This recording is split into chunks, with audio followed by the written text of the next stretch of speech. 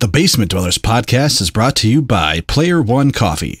At Player One Coffee, we're obsessed with gaming, coffee, and, well, gaming.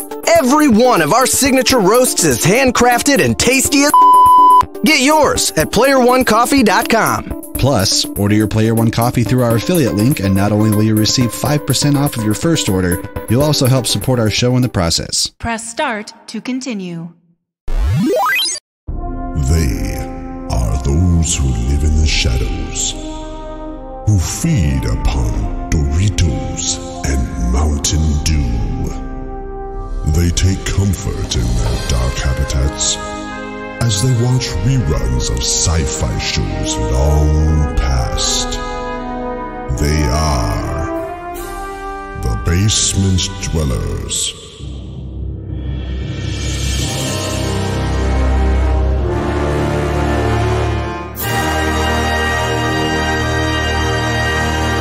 Show me what you got! So say we all. So say we all. So say we all. Indeed. Yes. This is a fertile land and we will thrive. We will rule over all this land and we will call it this land. Make it so. Join me. Together, we can rule the galaxy far from sun. I want to believe. We better get back, because it'll be dark soon, and they mostly come at night. Mostly.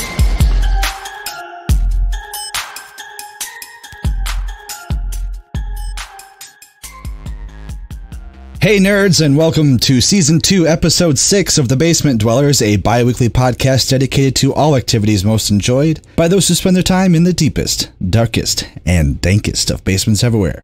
I'm your host, Wes Tanner, and tonight we're playing D&D, kinda. And once again, we're skipping nerdy news and jumping right into our main segment. However, we will be splitting things up so we can present it all as a sort of how-to guide for those who have never played a pen and paper role-playing game before. So we're going to go over character creation, general role-playing concepts, and then we're going to actually do a little bit of a live play session. I'm joined as always by my fellow basement dwellers, Nick, Ron, Drew, Ethan, Lauren, and rejoining us for what has seemed like forever ago, Tucci. What's up, guys? Hi. Howdy ho! I would like to point out that at the end of our intro music, she says they come at night mostly, and I just wanted to make sure that everyone knows I pretty much always come at night. So, mostly. Oh. And what about the morning time though? Because that's like my. It doesn't happen time. often. That's why she said mostly. Oh, okay. I just wanted to confirm what she was saying. The morning is my night. God damn it. This isn't how I wanted the show to start. See, I'm back now. Didn't you miss me? Oh, God. What did I expect? Yeah. Should Tucci was the innocent one. Yeah. Should I leave and come back? No. You're stuck here now. He was supposed to be the good kid. Don't ever leave us again. Now he's been with us for 2 months, 3 months, a year. He's making dick and cum jokes. Couldn't be prouder. I think the last episode I was on, I made a dick and cum joke. Yeah, pretty sure. Wait, you are you wanted playing to a wipe bard? the cum I'm off not. of Drew's lip. That's what you Yeah, said. that's Oh, true. God. That's along the lines of what I was. Yeah. Sure. Yeah, it was. Well, He said he so wanted much your for the mayonnaise. theme tonight. Yeah, exactly. Okay, so D&D. No. But Oh, we hadn't started yet? no. So I thought that was the game. this is kind of usually how it goes, actually. I mean, like, we spend, like... Yeah, off the reels. We just talk about semen. Well, a way little too bit. long. Yeah. So we Hey. block off, like, a good, 5 or 6 hours to play, if not more, and... And then we play for about 2. Exactly. A shout out to the United States Navy, the best seamen in the world. So just want to throw that out there. Thanks for the service, guys. Appreciate it. That was really nice of you. Is Thank the you. Space Force going to be considered Navy? No, they are going to be separate but equal to the Air Force. I was going to say, they're like Overlord Trump said. So the Air Force. Well, I know, but like all the spaceships in Star Wars are like the Imperial Navy. So See, I was more excited about like 40K has the Space Marines. Yeah, I was more excited about like the whole idea of like Power Rangers in space when he announced that. Like, did you guys watch that? No, you probably didn't. But No, I watched the because shit out of that. that sucked. Hell yeah, dude, it was awesome. I'm just picturing the MCRN, Mars Marines. Oh, that'd be cool. They're gonna kill us all. Well, that's not that cool, but you know. I just want one kind of got a story to it. I just like the star camo, like the uniforms. I actually thought the star camo was a really bad route to take. That's just me, I guess. I mean, I don't know. You know, maybe like in a couple years from now, when this is a reality, I don't know. We can. I was hoping for compare. something more out of like Mass Effect, but yeah, I don't know if we're there yet. But I just want one of you to be in this Space Force so you can clarify that the Earth does look like an elephant playing with a ball and not a fucking cat or whatever you guys think it is. It's a banana. First rule of Space Force is we don't talk about Space Force. So, so to get into it, these uniforms fucking cool. Yeah. So to go ahead and keep things moving along here, I'm going to go ahead and give a little bit of a disclaimer. And no, it's not that we're going to be dirty because we already let that one slip. But instead of for this episode, instead of trying to focus on one specific role-playing system, or in our case, edition of D&D or whatever, we are going to, we thought it would be better and easier to just focus on a general overview of role-playing. So that means we won't be using any specific rolling method or worrying too much about the intricacy. Oh my god, intricacy. I need to. I know. Words I need are to. really hard. They are, and I need to study up if I'm going to be in Space Force. But we won't be worrying about the intricacies. No, we won't be worrying about the intricacies of spell casting, etc., etc. The hope is that by the end of this episode, if you're new to pen and paper RPGs, you can use what we are going to try and teach you with just about whatever system you and your group decide to play. So good luck. Yeah. Good luck, folks. So basically what Wes is trying to say is to all you uptight nerds, like, get the fuck over it, because the way we're going to do it today is the way we're going to do it, and sorry about your games and all your dice. Rules? Where we're going, we don't need any rules. That was a pretty good summing up there, Boots. Thank you. Yeah, and if you don't like it, fight us 1v1. So, with that being said, the very first thing that should happen is, well, obviously you have to decide what system you're playing, but assuming you already have that in mind, you're going to be making your character. So we're going to go ahead and do that for Lauren, which has never played. We're playing Space Force tonight. No. I have not prepared for that. Sorry, we're playing a high fantasy role-playing game. But so we're going to be creating a character, and what you are typically allowed to be and how your character will be made is generally determined by a combination of the rule set you're playing, the system or campaign setting that your group is playing, as well as a little input from your dungeon or game master, DM or GM for short. Here, I thought the whole time my only limitation was my imagination. Yeah. It's a game of the imagination. But I can only play this. For the purpose of this run-through, however, we will be sticking to classic D&D concepts just to make it easy. And let's be honest, most of the role-playing systems out there have kind of spawned or have taken influence from D&D, so we're going to stick with that. So let's see here.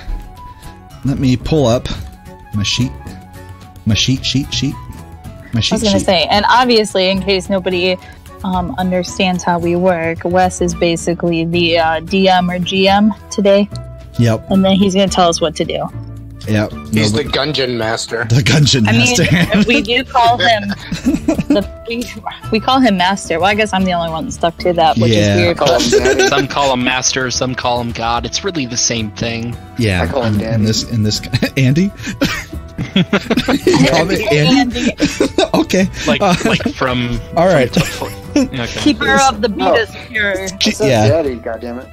Oh, Daddy. All right. I thought you said Andy. I was like, Andy. okay, whatever. Daddy Andy. All right, Boots. We're making your character. I already created characters for everybody else except you because we're gonna do this Oh, live. I thought you. Oh, okay. Nope. Okay. So, Yay. He doesn't love us as much as you, so. Yeah. So Yeah, we don't get special treatment. well, you guys, it would have taken like more. It would have taken like forever for me to do it.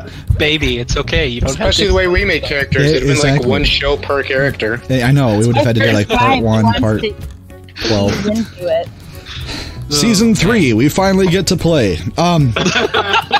So No, season 3, we finally get to the rules. oh yeah, that's you're right. accurate. Oh god, that makes, no. Season 4, there's the new edition out. We have to start over. Yeah, scrap it all. Okay, Lauren. So we have the first thing you want to do is you want to pick a race. So first off, are you pretty familiar with any type of like medieval fantasy type setting, whether it be a movie or a video game or anything like that? Lord of the Bling Bling. I mean, like kind of a no. Nope. like if I say like elf or dwarf, you know what I'm talking about. Oh yeah, I know what you're talking about. Okay, so for the purposes As of long this, as like I don't have to pick like rapist, like that was a big medieval time Oh, wait, thing. what? Then I No. don't want to be rapist. Whoa! Boy, that escalated rather listen, fast. listen. The woman-centric That's more of a episode is social over with now. Okay, Yeah, so I've never played that game before. Holy Yeah. But shit. I mean, like, yeah, like I play Skyrim, and I'm Okay, usually always perfect. a wood elf, and awesome. Okay, well, Oh, perfect. Yeah. so we're keeping things streamlined halfway here. And we're keeping things Your elf streamlined just here. need So, wood. for the purposes of this, would you want to be a human, elf, dwarf, or halfling, which is like a short person? Hobbit. Hobbit, yeah. I would like to That's be copyrighted. You can't say that. an elf. An elf? Okay. Yes, You are. a non-rapist elf. Yeah, no, okay, I'll put that in your With the character rabbit? notes. Take it easy. We haven't gotten to personality traits yet. Yeah. Actually, All I right. hate to say, but most elves are racist. Yeah, they are actually. But anyway, next thing is your class. This is the type of role that you will be playing in the party, as far as like what it'll determine a little bit of how you're able to perform combat stuff. And So is this like social class? No. This is like this is okay. Your So profession of killing. Like there we go. Skill level. Yeah, well, think you've played Skyrim. It's so your murder profession. Yep, you got fighter, rogue, wizard, cleric, or paladin. I don't know what some of those things are, so I would like to be a wizard. A wizard? Okay, you want to Yeah. you want to do magic shit? Yeah. Okay, wizard it is. Wizard. Why would you want to play D&D as anything He's else? a wizard lizard. Wizard lizard. I'm a wizard, lizard, reptilian. All right, do you want to be a male or female character? A female. Okay. All right, and what do you want to be named? what is it? Bluten? Bluten. Okay. Because I'm looting all the time. Luton and Bluten. Okay. Luton and gluten. Free. All right. And gluten is naked, so I'm gonna be naked. Okay, well, we can skip the whole armor and everything. So, Well, no. while, I mean, we talked about my armor. The armor I have an idea. okay, well, I mean, as a wizard, you basically are naked, so... we'll get to it. So the next part on the character sheet is you will typically have a section that is kind of like a numerical representation of your base person. So like your strength, your dexterity, which is how good you are with manipulating things with your hands, constitution, Really good. constitution, which typically Not a wood elf for no reason. yeah, typically will refer to like how many hit points you have like before you die or pass out. It refers to a lot of other things too. Wisdom, which is kind of how you are able to discern the motives of others, and it also comes into play when you're dealing with spells, which you will be here in a little bit. But intelligence, which is more of a wizard trait, it's essentially how smart you are. And then there's charisma, which is kind of determines like not only how good looking you are, but how well people pay attention to you, and like if you have like the trait of a leader, or if you have a charismatic presence, it'll determine like how people in the story will initially react to you, type of stuff like that. Since you're playing a wizard, traditionally speaking, you're going to have a high intelligence, a low constitution, and everything else is kind of going to be all over the place. So for the purposes of streamlining this, we would typically have you roll like... I was going to say, don't you just roll to get those numbers? Yeah, and there's a whole bunch of different ways to do it. There's tons of different ways to pick. Luck. We do point buys. Yeah. How about you just have everybody here like give you a number and you write it down next to it, like next to a thing. Okay. All right, I need 1, 2, So it's a 3, 4, surprise. 5. I need 6 rolls. Let's go ahead and do it. Those of you who know the commands, go ahead and give me 6 rolls here. I'm leaving my skill set up to Norman. Oh, 1? Oh God! Perfect. No, this isn't Make going that, well like- at all. Make that my charisma. Oh, he rolled a D6. We gotta roll a D20, man. What the hell are you guys? What the hell are you guys doing? Boys, what are you? Who even are you guys? You guys don't do D20. You roll 3D. That's how you do it right there. 53. Really? Because you got a 6 and a 1. All right, you know what? Fuck that. Who the Dick, fuck's so No, never mind. When you get Okay. a 20, what are you gonna do? All right, listen. No. You guys are fucking fired. Okay, we're getting some 3D6s for stats. Like Joe says, it's 3D6. Well, that's one rolling method. We're not doing any specific ones, so but we'll go ahead and standard array may have been better choice for this. Yeah. There's a 4. That's so good. All right, That's your roll a that's your D20. intelligence. You see what happens, everybody listening, you get like conflicting information from different different sources. I'm not gonna roll. Everyone flips their shit. So yeah, we're just Why aren't you gonna roll? Because you can't have over an 18, man. Okay, So so far you have a 9, a 4, an 8, and a 7. That's not good at all. You're so dead. so You are terrible. fucked. You're No. average. so Is here- that all of the things? here's what I'm gonna do. All right, hold on. Here's what I'm going to do. We're just going to plug in what makes sense. Everybody listening, typically what you do is you will have a rolling method that... Wait, Joe is listening to us and he's not in here? He's got to take off soon, so... What a poop. So whatever system you guys out there are playing or will get into, there will be a different method for you determining your ability scores. Wait, we just... she? Elf. Maybe give her the same stats as me, but give her better charisma. Oh yeah, that's a good idea. But Nick, you're way more charismatic. Well, no, I'm a human. All right, Nick, what do you got for strength there? 9 for wizard, which makes sense. Yep. Dexterity. 10 for dex, 10 for con. Wisdom is 14, intelligence is 18, and charisma is 12. I'm thinking swap the wisdom and the charisma for her. So wait I'm a second. definitely 18 intelligent. You're an elf, so you're definitely more charismatic. Oh. So hold on. What's that? Well, and she's gonna have a +2 to dexterity too. All right, you guys. we're not gonna get into this. We're not getting that. No. All right. Okay, just give me some numbers. No, here we and, go. like, I'm- die first. I got it. Yep. She's gonna have. Here we go. She's an elf. She's got 9 strength, 12 dexterity, 12 constitution. Actually, I'm gonna lower the constitution there by 1. Wisdom 13, intelligence 17, charisma 16. Everyone good with that? All right. You're fired. Yeah. And Sure.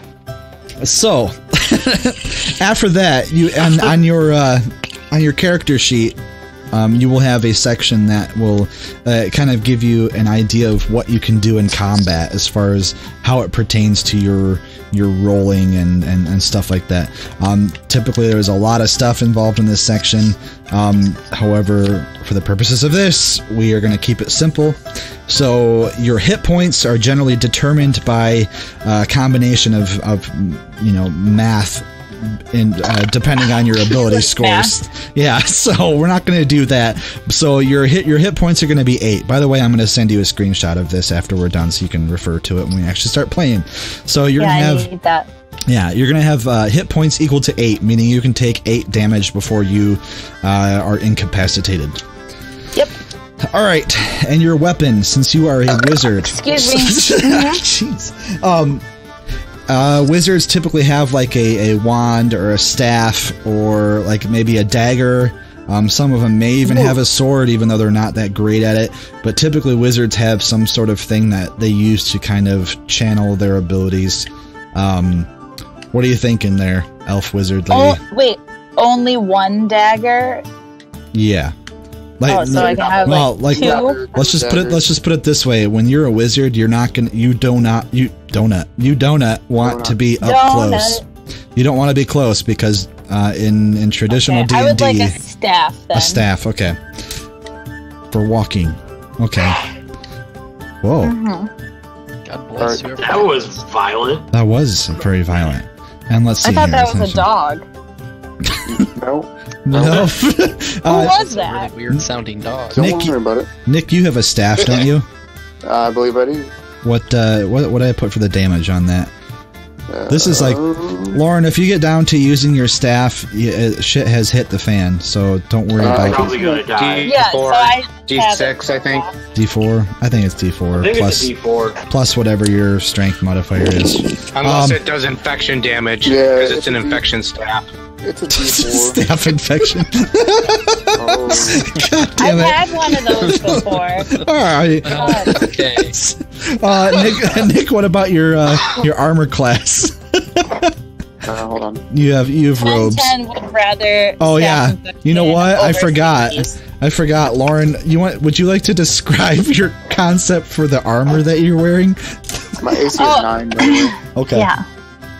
I mean, I don't know how loose I'm allowed to be with like choosing my armor, but I would like to think that as a wizard elf, that I have this nice, like, really thick protective skin. But anyway, bloot is like some weird Dutch word, I think, or something like that for bare or naked. So Blootin is a naked female elf wizard, and she has steel-plated areolas and spiked nipples. Wait a minute. Oh my God. Wait, how can she have I'm a sure weapon that won't that cause good that any early problems in the at game? all. Well, let's just put it. Also, does she have the proficiency for that armor? No, I would think that's exotic. That's exotic armor. Okay, and then she also has like, kind of like a satchel merkin, I guess. Okay. And so I can store extra goods and spells. Yeah, just let it happen. I will allow it. Can I have this one? Yeah. All right. Can all of us come on? Jeez. Yeah. So I'm just gonna call it nipple armor. Right? That works. Yeah. All right. Yeah. I've got nipple armor. Okay. It does damage if you get close. Yeah. I believe they also call those pasties. Yeah. So we won't worry about the logistics of it. Traditionally speaking, wizards are confined venomous... okay, what? Let's say traditionally speaking, wizards are confined to like cloth armor, but I will allow the nipple armor because it's not really going to do anything. What about my merkin? Well, that's part of it too. Okay. But I'm just labeling it nipple armor for your character sheet, so you know what it all entails. So in a cloth butt flap. Okay. With one pocket. Okay. So I mean, to be fair, the armor class on that's going to be a lot lower than a robe, anyways. Yeah. I'll put that. There we go. Decreased by 1 because Ethan hates nipple armor. So why do you hate nipple armor so much? So next thing on the list Although here, it should be like nipple armor of distracting plus 10. probably. Why do you have to hate everything good in the world? All right. I'm old and pessimistic. Hold on, guys. This is the boring part. We gotta get through it. All right. That's why we're talking. Exactly. So, Boots, next thing on the list here is to go over your spells, and for the purposes of this episode, you're only going to have 2.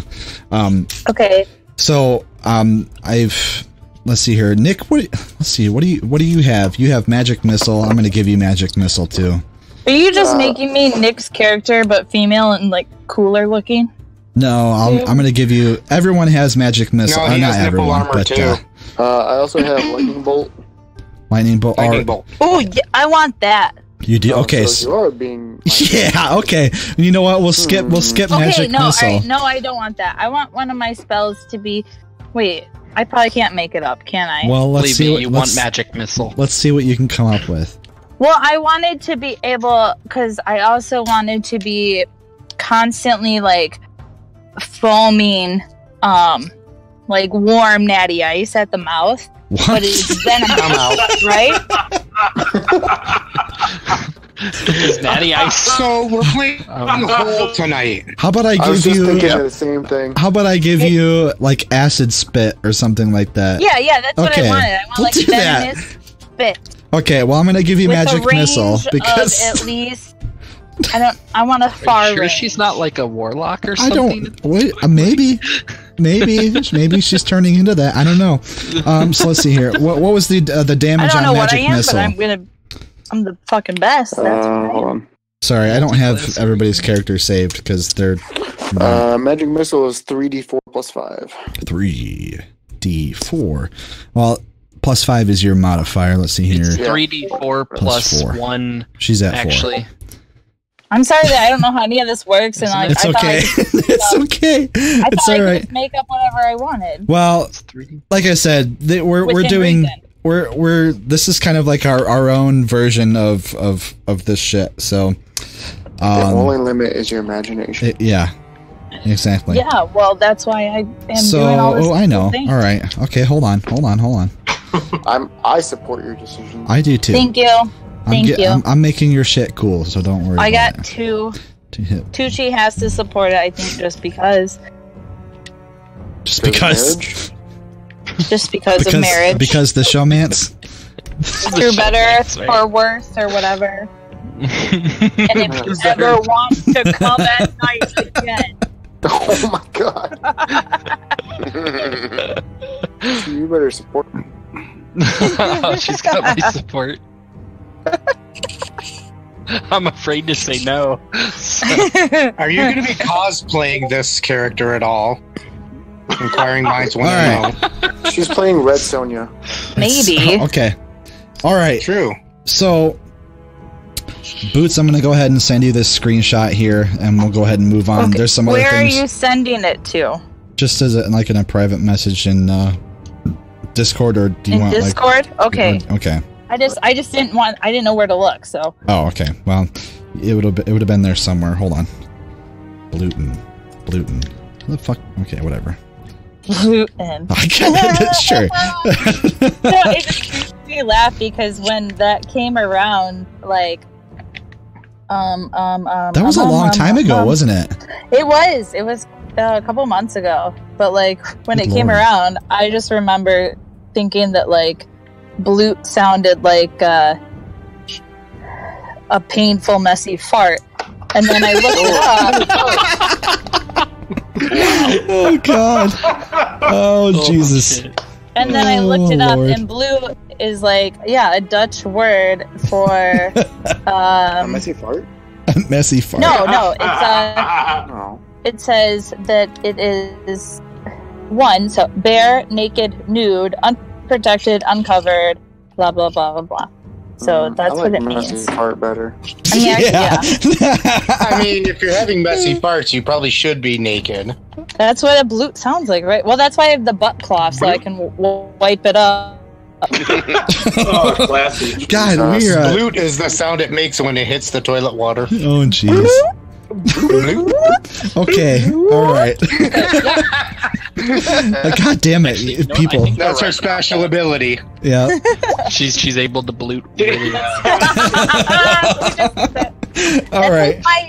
No, yeah, that's like my mind technique. Like I distract people with that noise, like bloop, bloop, and then they don't know what's going on, and then I fucking kill them with my nipple spikes and the knife. See, if you ever want to make a new gaming system, just bring someone who's never played before and write down all their ideas. That's brilliant. We will do that.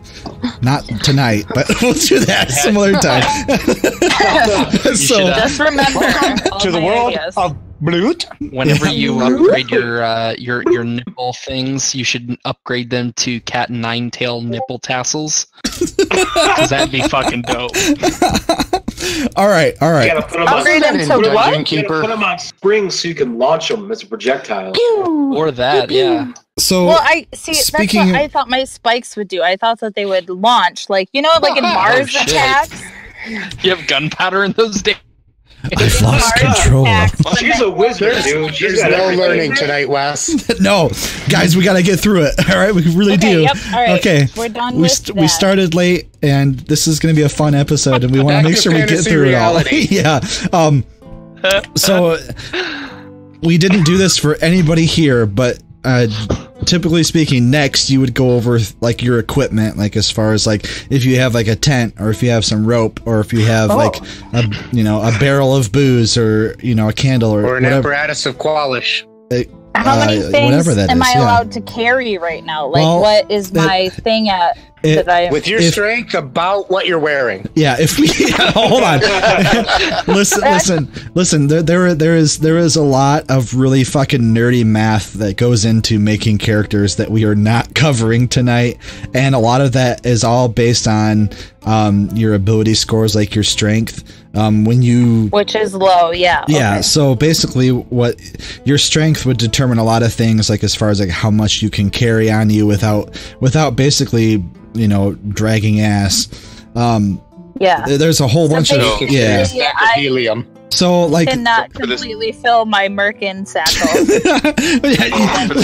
Listen. For the sake of tonight, we all have bags of holding. Yeah. Which bags of holding is an old school D&D thing that basically you can. It's like an interdimensional portal in a bag that you can carry a whole bunch of shit in.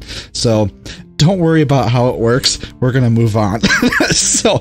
Well, I mean, I assume we were level 1 for the sake of ease. Damn. It all makes sense. Like you have your stuff on you, and then like you can go to your closet or whatever. Like in a video game where you can go where you got like a backup shit. Oh God, Tucci, that's the best picture ever. Oh no! Where is it? What is it? It's in. Oh God. RP only. We'll have to post it to our we will. page. We will. I cannot see it. Okay. I don't know how to work Discord. It's okay. You'll see it later. So let's see here. We got here. All right.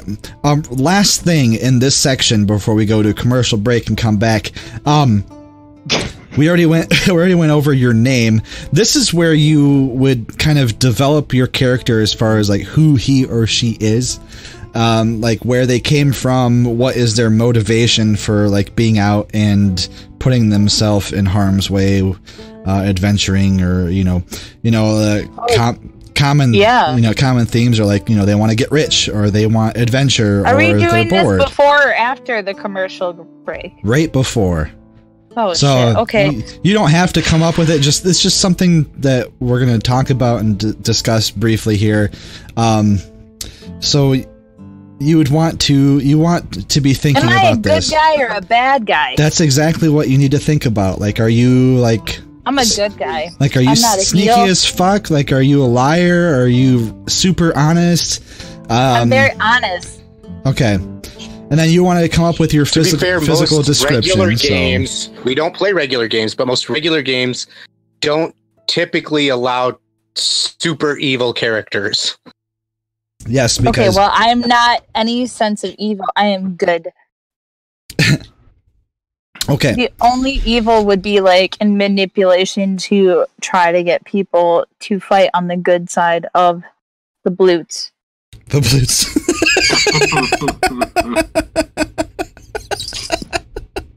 Okay. All right. So Boots, why don't you keep that in mind? Is, I don't know. Okay. Yep. Mm-hmm. Just keep it in mind. We're gonna go ahead and we're gonna go to our first commercial, and when we get back, we're gonna go into our segment 2, which is kind of more of a discussion about how to role play, what makes for good role playing, and yeah, just typical stuff like that. So stick with us. We'll be back in just a moment. Hey nerds, Wes here. Just wanted to give a quick rundown of some new things we've done for this season that you should definitely check out. First off, make sure to take a look at our newly redesigned website at www.tbdpod.com. And if you're already there, then great. Take a look at the show info where you'll find, you guessed it, info about the show. Things like episode archives, crew bios, how to join our Discord server, as well as ways you can subscribe to the podcast. Next, let me direct your attention to the Support the Show link where you can find some ideas on how you can help us keep the lights on. Help us out by buying some kick-ass coffee from Player One Coffee. Buy something from Amazon using our affiliate links, or hell, just treat yourself and us by becoming a TBD patron via our newly launched Patreon page. And as always, thanks for listening. Now, back to the show. And we're back, and we had a pretty interesting break, which you can find out all about it if you become a TBD patron. I don't know if you really want to for this episode, but we'll see.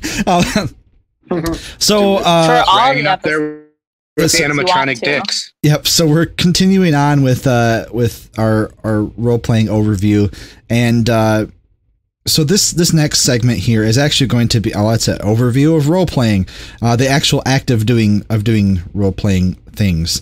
So we're gonna go over kind of like what do you do during actual play as far as like rolling dice and everything. All right, you guys, come on. Dude. There you go. I think Joe's got it. Joe's got it. That's kind of close. I'm sure Joe enjoyed. She's searching for that one. Yeah, that's like actually how I see myself, kind of. Except for me, I wish my butt was up. Okay, so. All right, guys. So this way differently. Yeah, this section is like we're going to talk about like what actually happens during like a gaming session, and for those of you listening, this is typically what happens in our gaming sessions. Yeah, it's like 90% bullshit and like 10% playing. So those people who say that that nerds are pretty antisocial, I mean, this is kind of what it's all about, is getting together with your friends and actually playing a game and overcoming challenges and bullshitting.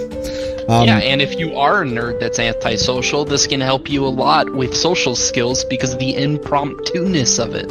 Yep. Yeah. I don't know if impromptu-ness is an actual... It is now. It is now.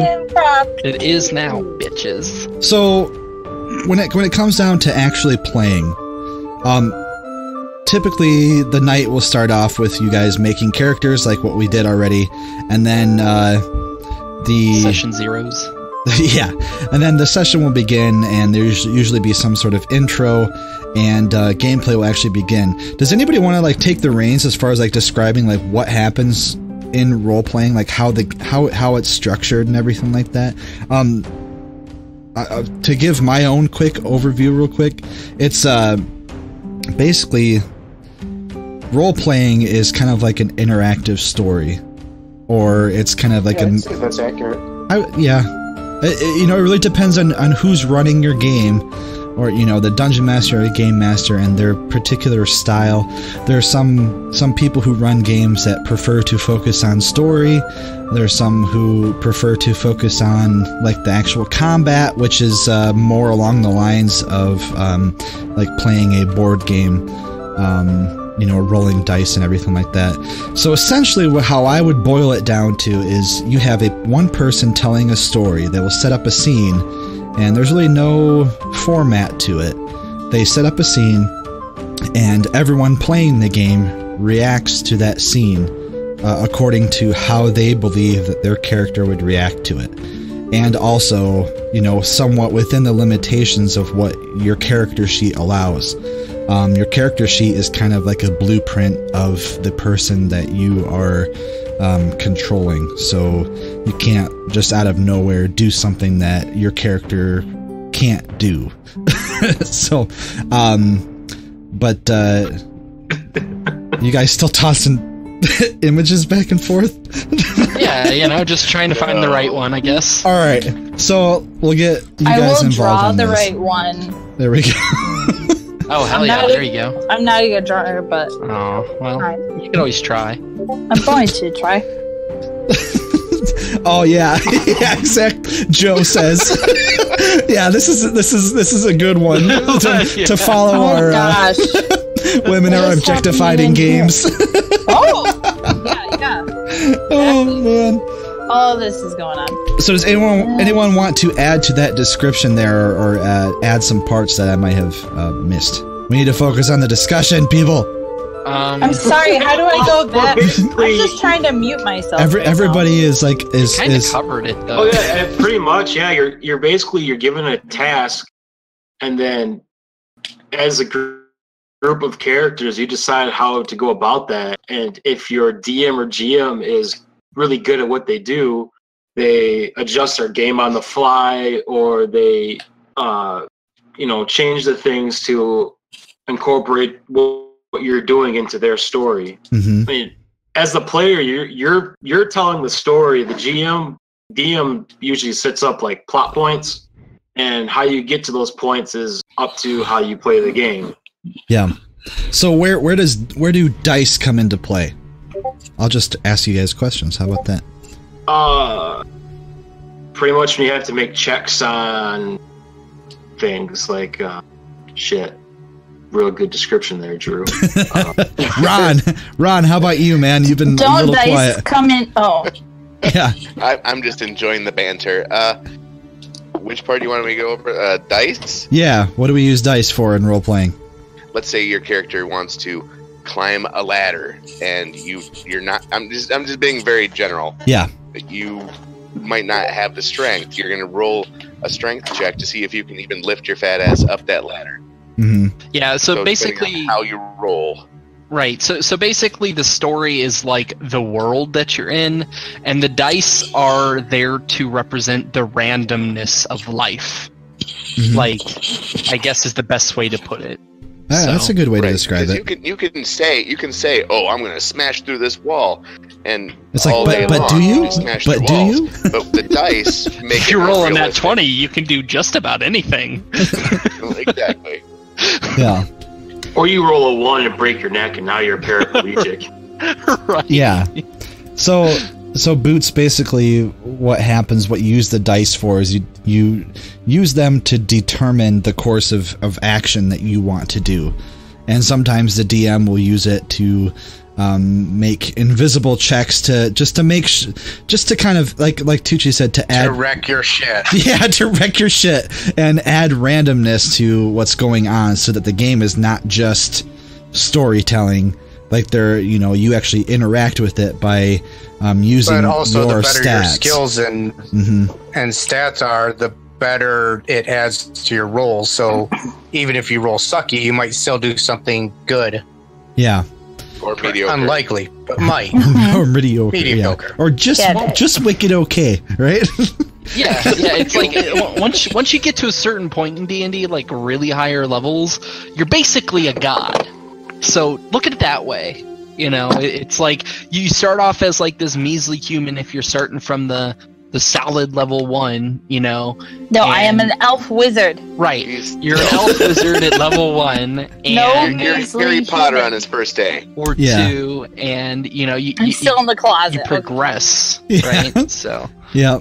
And well, Harry Potter after his first day of graduation, maybe. Okay, because that's as first a better level way. adventurers, we're already been trained. Yeah. All right, I'll give you that. Okay, so the next thing to talk about is kind of just one aspect of role playing. Like, how many of you guys like to really step into your character and use like a different voice when you're talking as that character? I do. I Yeah, started to get definitely. into it recently. It really it's hard to sometimes because there's a little bit of like All my characters sound a lot like me. yeah. Yeah. So weird. If They the sound like mood me doing a strikes. shitty accent. Yeah, yeah. D&D is like a good way to practice your shitty accents. I think in the game we played, even with the one NPC that I was trying to talk as, I went through like 3 different accents in one sentence. So, like, you know, it's like, I don't know. I feel like you don't always have to sound the same. No. If you don't, if you don't, I don't know, just be like, yeah, my character has schizophrenia and this is like their multiple personalities. Or like maybe they have DID. See, and, that's stuff that's really good to like incorporate into your character's backstory, and it'll help you to be able to like, you know, play as someone like that, you know. Oh yeah, I got it. Like Blue, and she's fucked up. Yeah. So the next thing here. It also help. Yeah, go ahead, Nick. I was gonna say, I think it also helps everybody immerse themselves into the world a little bit better. Yes, it does. Kind of take on that role.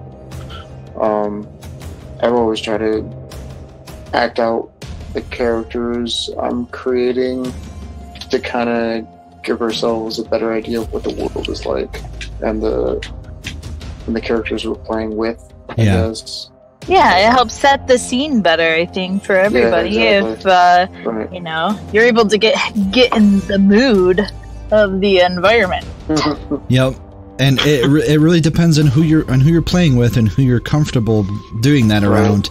And then, you know, then there are some players who just want to focus on like the mechanical aspects, as far as they want to roll the dice, they want to fight monsters, they want to get paid and get laid. You know what I mean? Like Yeah. like the actual story doesn't matter so much to those people as what the cool shit that their character can do, and then that's okay, you know. But I have, as part of the notes here, kind of talking a little bit about player and DM interactions as well as party dynamics, and that's one thing that you'll notice when you start role playing with people, depending on everyone's level of, you know, comfortability. Sure, we're gonna roll with it. Comfortability, whatever. Comfortability, whatever. Oh. But depending on that and how experienced they are, role playing and kind of stepping into their character, you'll get different experiences each time you play, or with each group you play. I can tell you from playing with this group, we all like to be in the story. You know, we like to have our combat too, but we really like, for me personally, it's about the escape. I like to be able to escape and to completely like immerse myself. And most of the time it's using your imagination, especially when we're playing online like this, because really all we have is the computer screens in front of us and our voices to go off of. Like, if you're playing in person, you can even so much as, like, most of these guys know, when I'm like DMing or I'm playing in a game, I'm like up and down off my chair, walking or pacing around the room, you know, using my hands to talk and stuff like that. That's just kind of like how I do it, how I get into it. But, you know, obviously we can't do that at a computer screen. I mean, we can, but, you know, it'd be a little difficult to convey. I was going to say too, like Cam, who's been on the show before, when you play with him, he is incredibly animated when he's DMing or telling a story. Mm-hmm. Yeah, he gets really immersed into it.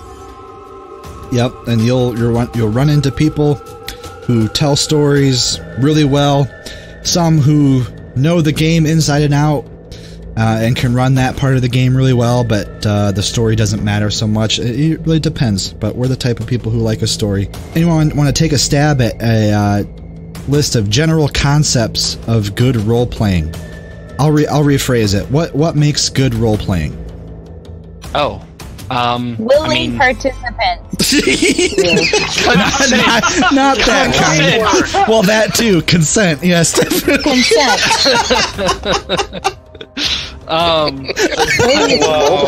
Wow. Good flow. No lag.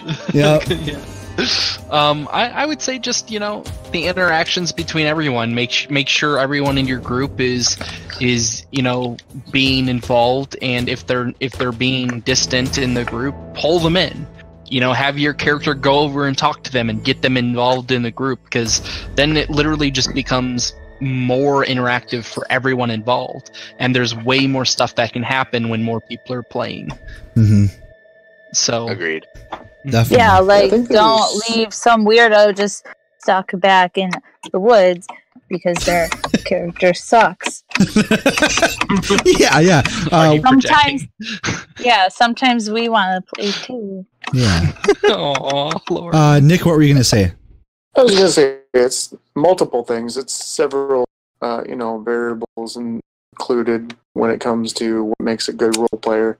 It's inclusion. It's people who are willing participants, people who have a bit of a background of the subject matter.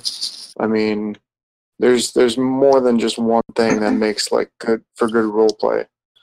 But yeah, I think it depends on the group you have role playing together. Yeah, your chemistry, your group. I agree with that 100%. Yeah. Oh yeah, I got a horror story I can tell. Yeah, because if you're gonna have a rules lawyer, maybe you should have a whole party of rules lawyers. Oh yeah. Oh, boy. I feel sorry for that DM. I feel so bad. Hate rules. I won't even say rules lawyers, because I think it's impressive the amount of time that people spend learning this game inside and out, or whatever system they're playing. But I can't do it. Ethan, you had mentioned good flow. And I think when it comes down to, and this is just a personal preference, I don't want to come off as bashing this, but good flow in a game is when the game just keeps continuing. I mean, yeah, you're going to have your inevitable breaks of bullshitting and everything like that, which you guys will witness later on. But for the most part, you want to have a good game where everybody is able to remain in the moment without breaking every 3 seconds to check a rule book to see if what you did is legal. Fucking hate that. You know what I mean? That seems dumb. You can play that way, and some people do. Some people like that structure. I, as a personal preference, it's fair do to not. Stop and look up certain things that you don't understand or whatever, but to sit and wait a half hour to find out some minute rule that really has no effect on the game because you saw it on page 324. Yeah. I mean, I think it just bogs down the experience. Mm-hmm. My outside, perspective of this kind of gaming is more so I understand there's rules, but I don't know. I always thought you just looked at them as more so guidelines. You can. Usually. You guys are supposed to be you do it to have fun and oh yeah. I don't know. That's why I didn't start playing Magic when I first heard about it, because of all the rules in fighting. It's oh my god, you guys shut up. So this is a good story here. This was posted in our Discord chat through Joe listening in. And I remember this story. I don't think I was there for this, but he says, we once spent 30 minutes debating the physics of a boot being thrown down a hall that was at an incline, and if it could actually hit the person fleeing. He says, is that bad? And I think you pick your battles, Joe. I think, you know what I mean? But that's an extreme example, but that kind of stuff is really fun. When you're with a group of like-minded people, that stuff is really fun to sit there and kind of talk out.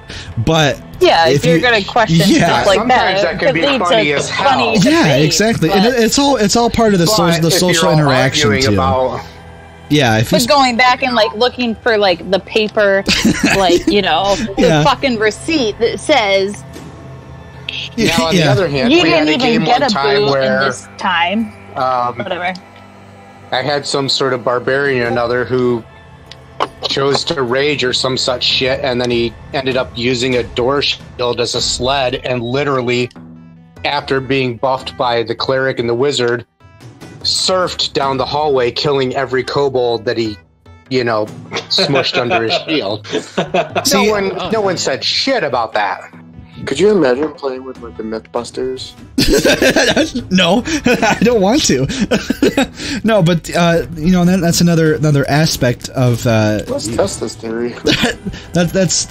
I think that's maybe something we'll talk about real quick before we take another quick break and get into our actually playing the game.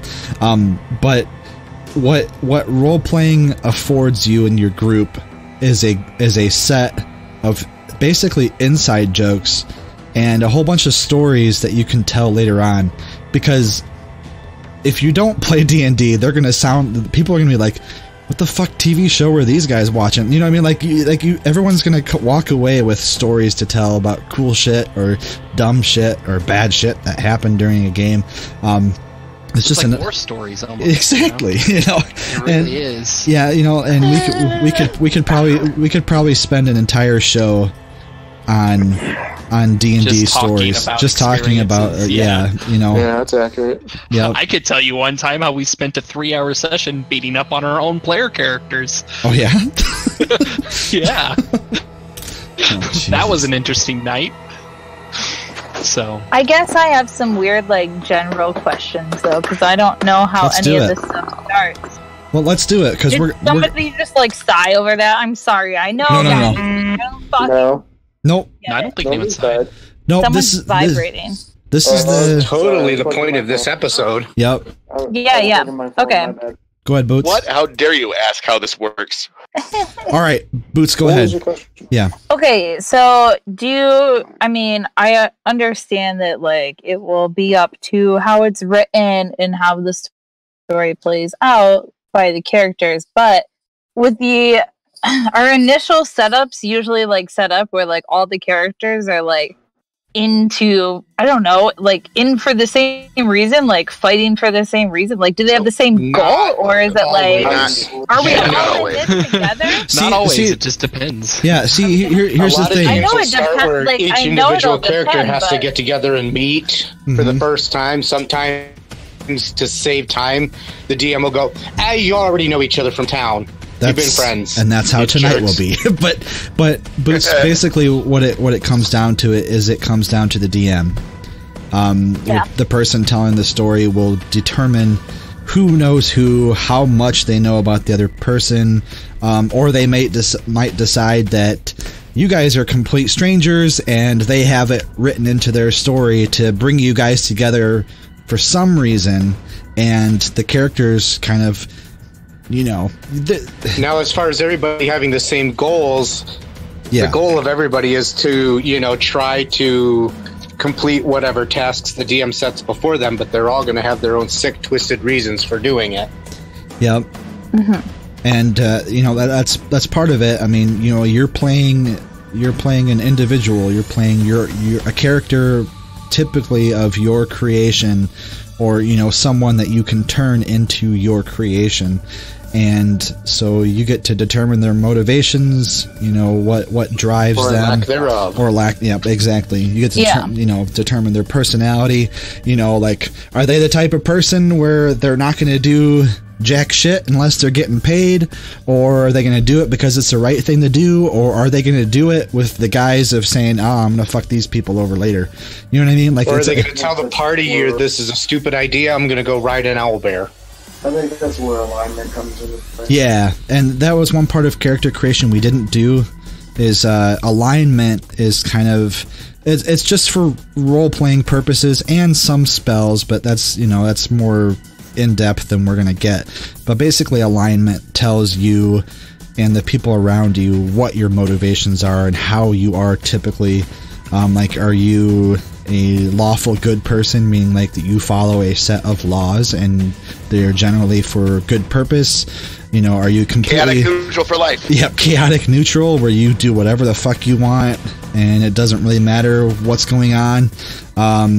You know, and I think someone had mentioned it earlier.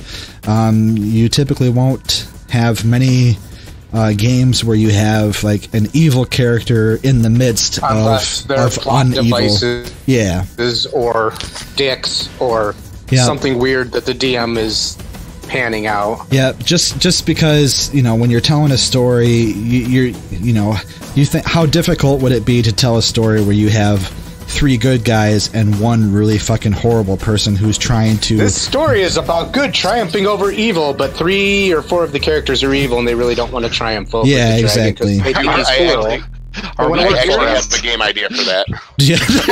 I mean, you know, every story needs like at least an antagonist and a protagonist, and so... Yeah, so that's all up to the DM, right? Cthulhu game that I've been wanting to run with that very concept. Okay. I also have another question. Go ahead. So as far as like keeping the flow of the game going, so if somebody is like struggling to come up with, you know, this is what's happening, blah blah blah. I'm guessing that that's usually when you step in. But would another character be able to step in and be like, "Oh, I stumbled upon"? Another player. Another player will step in a lot of times because the characters, you know, whole separate thing. But yeah, it's a co-op game, so totally gonna try to be like, "Hey, you should try to do this thing, yo. It's gonna help." Yeah. Well, are players allowed to like lend? Yeah, I don't know, like lend a hand. So like if I don't know what you guys call these. So like as far as like skill goes, so like if my strength is super low and I'm trying to open or like lift up, I don't know, some fucking something, and here comes along Ethan's character, like is he able to add his skill set to mine and help me do this thing? Yes, it is situational. I think just depends on how everything is set up. But like, yeah, if you're picking a lock for a chest, like, is it ever set up in like storyline to find extra skill points or something? Yep. Okay. All right, maybe. I lagged out big time during that section there, so I don't know what was said, but I think you guys probably answered it. I think those are all my questions. Okay. Yeah, they answered all my questions. All right. Which were very basic questions. So since it didn't show up on the recording, I'm assuming you guys just went kind of through as far as basically tag teaming different challenges, adding rules together.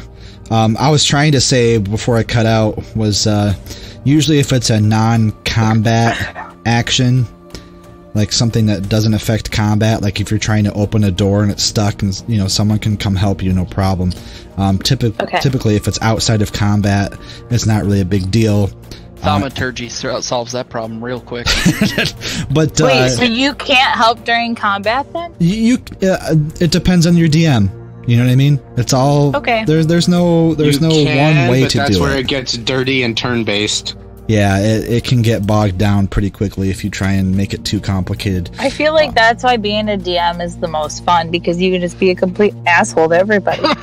Well, you're about to find out. We're going to take another quick break, and when we get back, we're going to actually start playing a little bit of a session before we wrap things up, before everyone falls asleep. So stick with us again, and we will be right back. What? Do you like role-playing games? How about podcasts? How about a podcast about a role-playing game?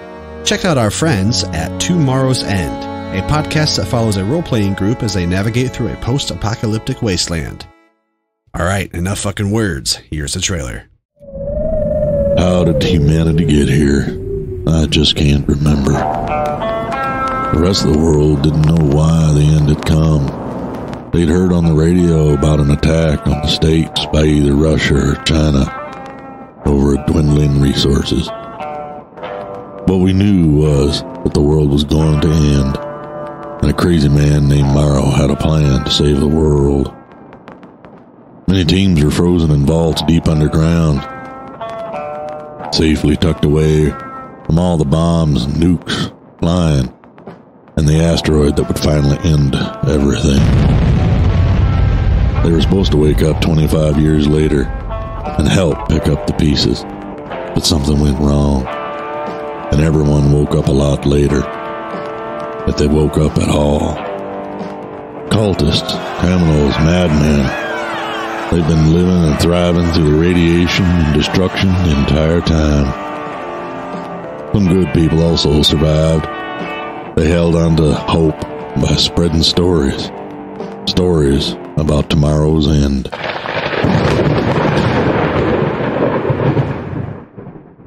%. I'm black. Yeah, I'm not black. I'm black.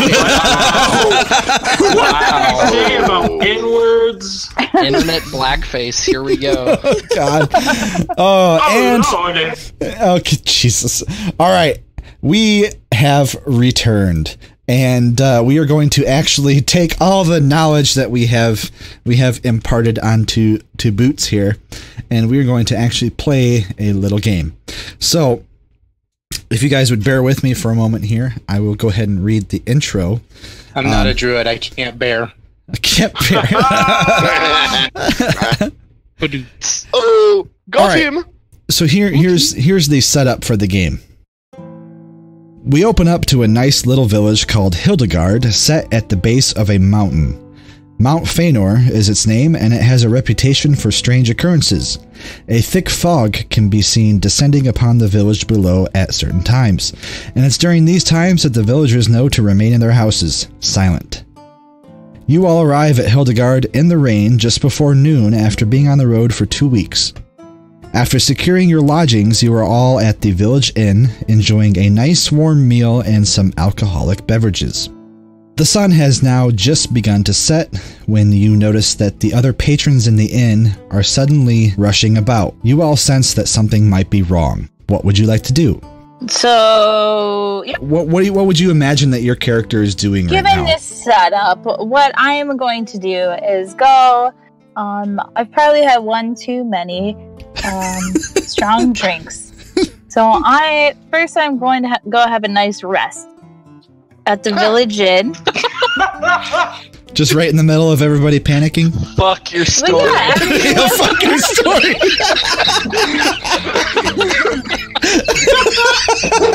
Oh, look, a dragon. I think I did have a bit of a nap.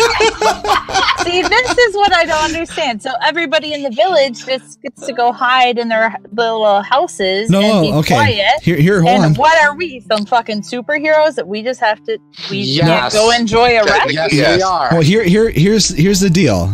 How I set that up is there's a concept in role playing that there's player knowledge and character knowledge.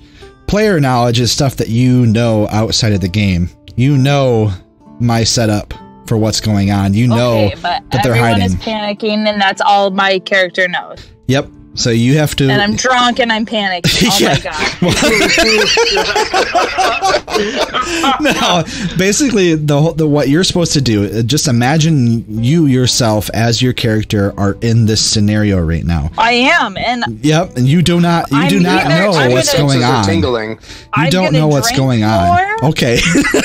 I'm going to drink more, or I'm going to go to bed, hopefully with a gentleman caller. I'm going to go to bed tonight. All right. This is how most campaigns derail. Yeah. So Boots decides to not really give a fuck and start. I'll order another one because I'm panicked, and that's how I deal with the anxiety. There we go. I can respect that. Yep. The bartender kind of looks at you a little puzzled because he's buttoning down the hatch and getting ready to close up shop, but you guys are paying him for drinks. And unbuttoning his pants. No. So he is a little confused. What's up? I'll grab the closest rushing around person next to me and pull them in. And hey, what's going on? Do you not know the legend of the Feanor fog? You see, after it rains, we sometimes get fog, which I suppose is typical, but you see, This ain't no typical fog. fog. I'm laughing at his face. It's a weird fog. A fog that brings with it strange things. Dangerous things. A foggy fog. A foggy fog, yeah. Give me a break, guys. Okay, so foggy. At this point, I feel like Gluten starts eavesdropping because that's what she does. So she's sipping her alcohol, but she's eavesdropping, and she realizes that maybe this is a fucking real situation. Okay. What are the rest of you guys doing? Well, if there's some fell thing in the mist, then I suppose into the mist. Wait, what was your character again? I'm a ranger. Human? What? Elfie pointy. Oh, okay. Oh, I'm sorry. Do I? Should I play it like I do my druid? No, you know what? We actually probably should. Leaf why befell no horrek the herne eisen verhedea. Oh my god, do you know Elven? I need to drink more. All right, real quick. If you guys over here speaking fairy. Jesus Christ. No, I'm sorry, friend. Fairy is more of a Even more fairyish that he knows the difference. So, real quick, let's take a step back here. You guys just overheard one of the villagers speaking to Drew's character about the foggy fog. What can you guys introduce yourselves as far as your characters go, so we can all kind of get somewhat of a visual as far as what everyone looks like? All right, I'll go. Okay. So apparently you gave me the name Bender, and I am Bender the Kender. For those listening who don't know what a Kender is, think of like a hobbit, but a little bit more apathetic and I want to say sprightly. That doesn't seem like the right word, though. Like extremely curious to the point of annoyance. and dangerous to the point of being dangerous. They're also tiny little elves. They have pointed ears and they're about, 3 feet tall? Yeah, on a good day. Good day. And they have a problem with misappropriation of others' goods. Stealing. I don't know what you're talking about. He said putting that coin purse into his pocket. Nick, what about you? My character is, I'd imagine him to be like very frail, older human, probably bald with like wispy gray hair, really skeletal. Why do I always say these skeletal features? With really long, like dark purple robes. And what's the name? Asmodeus. Asmodeus. All right. Asmodeus!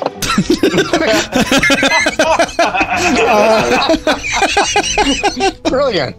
Let's go to Drew. What about you, man? Who are you and what do you look like? Who's your daddy? What does he do?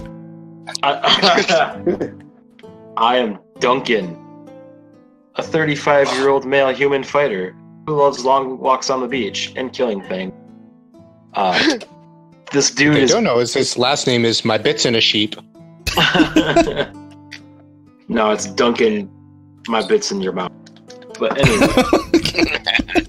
Nah, dude, this guy is apparently huge. Take that as you will. And he's very not smart. So... sounds about right for the characters I play. Okay. All Big right. and dumb.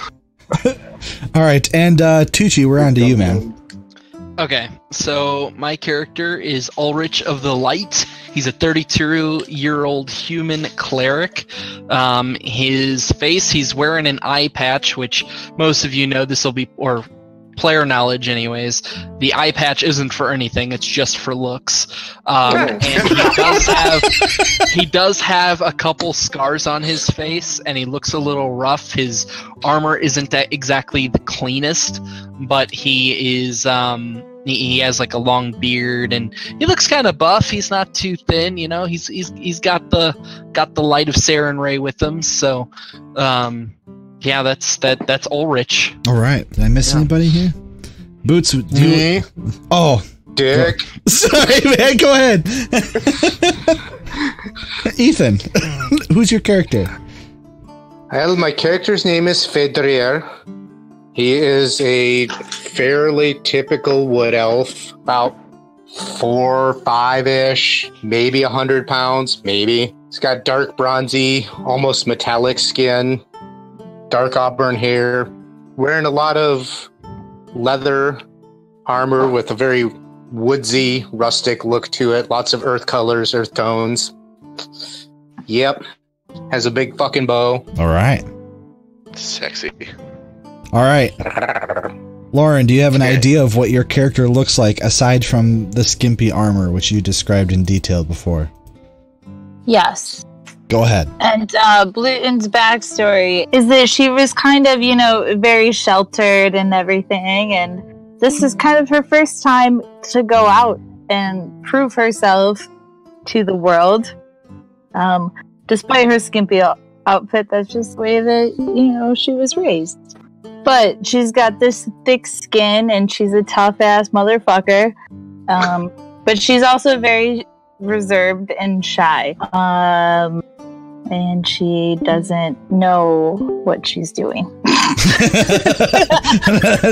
That works. Okay. She must be thick-skinned and badass, because I can't believe a wizard has almost as many hit points as a ranger. She's been training a long time at home for, whatever, because that's all she had to do was, study up and learn skills. But now she's out there, and she's gonna do it. That's why she ended up in this weird fucking town. All right. And for the sake of the story, I'm going to say that you guys have been traveling together. Like I said, you've been on the road for 2 weeks. I'm going to say you guys met up at a different city, and maybe you went on a couple adventures together. So you guys kind of know each other well enough to do this type About as well as speed dating. There we go. Yeah. Yep. So the rest of you guys getting to know each other will be done through role playing if you guys choose. So Drew, you had the guy pulled aside. Is anybody going to ask him what this fog is all about? But I'll tell you what Ulrich is about. I think Drew kind of indirectly asked him what was going on. Well, it's a foggy fog, right? He said it's a foggy fog, thick and viscous. Yeah, and then nothing your good mother. comes from the foggy fog.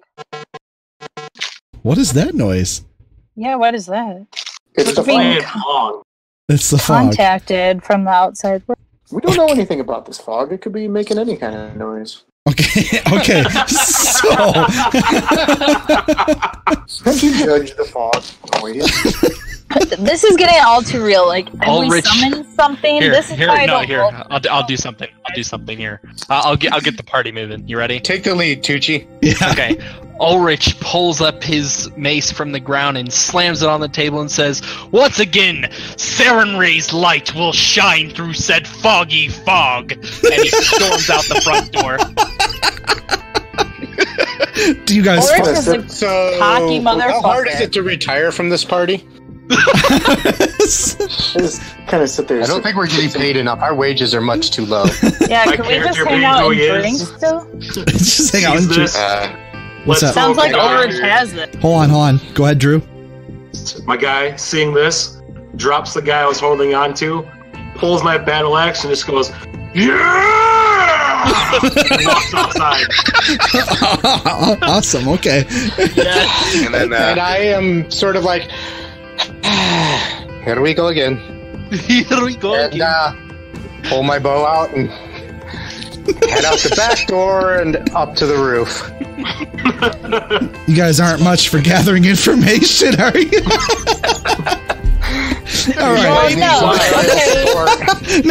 Wise, but he's not the best at asking. So while these cocky assholes all storm out the front door, and like they're gonna go defeat something, but they don't know what they're like. They're gonna go outside and fight the fog.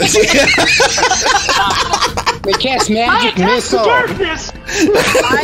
I am going to hold back. And are there any girls there? Talk to the locals to try to gather more information about the fog.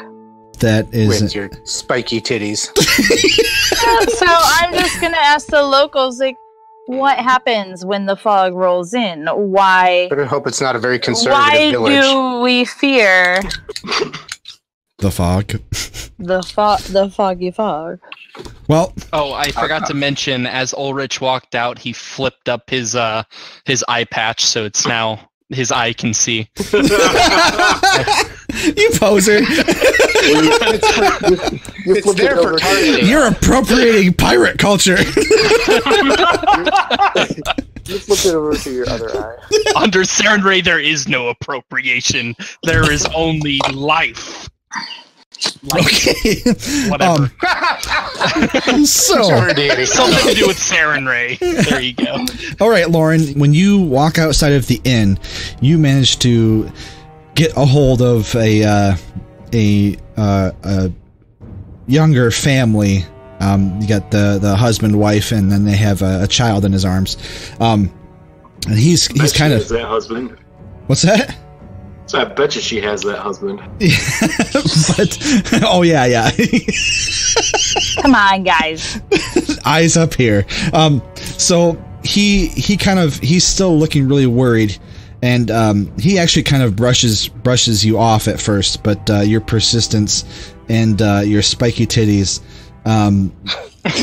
basically compel him. You miss those things. Yeah, right? they compel him to answer you.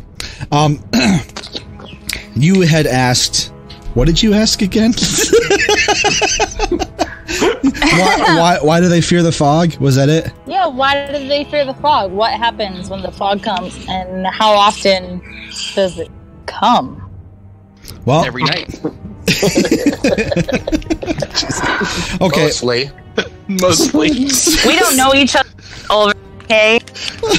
So he says, well, each time the fog comes, all sorts of creatures from the underground come with it.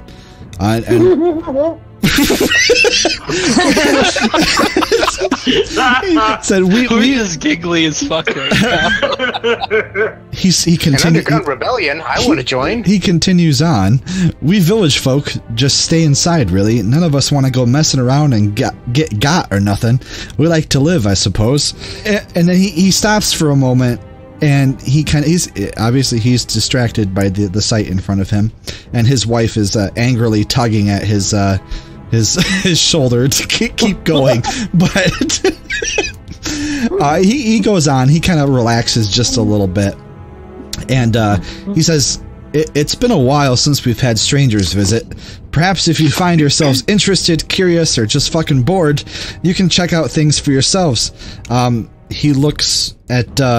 He looks at you and everyone standing with you, as well as the large fellow with the axe. And I don't know who's standing with me still, though, because two of them just took off. We're just no. Well, this is all kind of happening somewhat at the same time.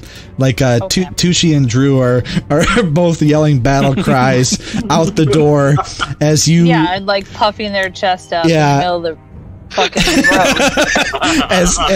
as you come out the door, stumbling a little bit, and just pull the nearest dude over to you. He looks at the remainder of the group, and he says, "It looks like you guys could handle it. If you end up going, just head northeast out of the village along the path. It'll take you straight there, about a mile or so." Tucci, I thought these things came to town. Well, they will make their way to town. This is assuming you guys want to see where the source is. By sunrise, they will probably make their way to town, but we need to defeat them before they get to. Okay, so what are you going to do with this information, Boots? With this information, I will try to talk to these other people. They all pretty much ignore you. It's been a couple minutes. Sounds now. About right. Wait, you still get glances from wandering eyes, and you get so I'm some choice words from the women folk. But what I don't know if this is allowed in the world. Go ahead. But I'm going to grab. What is his name? Nick, what is your old frail dude? Modius. Modius. I am going to grab him, and we're going to get into I don't know. Do we have a horse with a cart or a cart with a horse? No. It's only a mile. Do we have a moped? No. Big fantasy. In fact, no. Okay, maybe I don't want to grab the old rail dude then. And here's another little. He's not easy to ride. Here's another little note of Or am I? of instruction to those listening and to you, Boots. Whatever you don't know, just ask the DM. Like, you're doing just fine as far as asking me if you can do something. Anything that you can think of that you want to do, just ask me about it and I'll be able to tell you. Okay. So you guys do not have horses or carts or anything like that. You've been trekking it on foot. We have no means of transportation except for the bus we rode in on. Yeah, nothing that you guys own. You guys do not own. And the feat that Saren Ray has given us. Just these boots of elven striding. Yeah. So you guys basically just have the stuff that you can carry You with heard you. him, guys. He said yeah. He did say yes. Oh, you sneaky bastard. No takesy backsies. I just used cheaty face in real life. Oh, jeez. All right. So, well, because Bluton really cares about other people, she wants to help this village and save them. So she was going to grab somebody, whoever, because nobody will listen to her out of us weird superhero people. So she's going to grab somebody. Whoever has. I don't want to grab Ron and Nick left. yeah, I would say everybody but Tucci and Drew are still around. Okay. No, I left too. Oh, you did? Never mind. You keep forgetting me. That's how I get free boots. I didn't know you left, man. Sorry, it was the bravado of them shouting shit and running away that has distracted me from everything else that's going on. Yeah, I'm up on the roof of the inn currently. That and spike titties. Yeah, he's on the roof. Like, I don't know. Okay. And then the humans took off. You should probably pick Ron. So I'm gonna pick Ron because I feel like he's in better shape than the old dude. And I'm gonna convince Ron with my charm, which I don't think I'm very charismatic, but I am going to convince him. What is your charisma?